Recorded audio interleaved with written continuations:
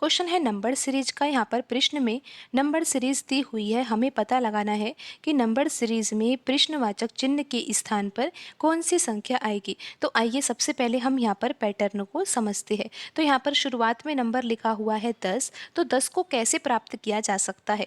अगर हम 2 का घन लिखे और 2 के घन में अगर 2 जोड़ दिया जाए ना तो 10 ही आएगा। कैसे?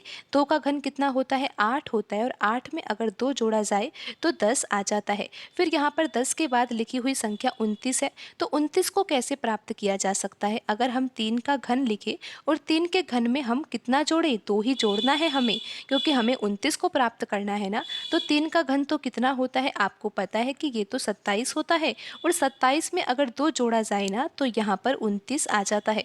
तो यहाँ पर 29 ही लिखा हुआ है। अब 66 को कैसे प्राप्त किया जाएगा। 66 के लिए हमें 4 का घन तो करना ही होगा। 4 का घन कितना होता है? 64 होता है और 64 में अगर हम 2 जोड़ते हैं ना तो 66 आ जाता है। 4 का घन कितना होता है? 64 होता है और 64 में 2 जोड़ा जाता है तो यहाँ पर 66 आ जाता है।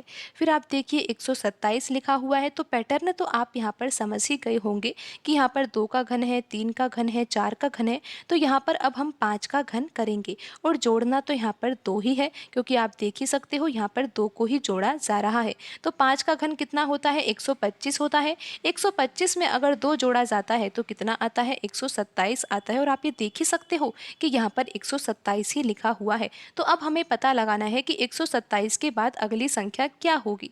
तो 127 को जब यहाँ पर प्राप्त किया गया तो कैसे प्राप्त किया गया?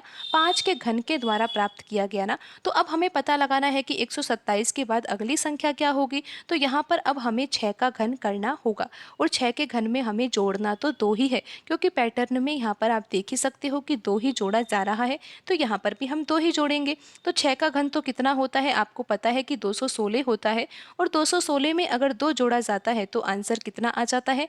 आंसर आ जाता है यहाँ पर 218 और ऑप्शन सी में लिखी हुई संख्या 218 ही है। तो यही सही आंसर होगा।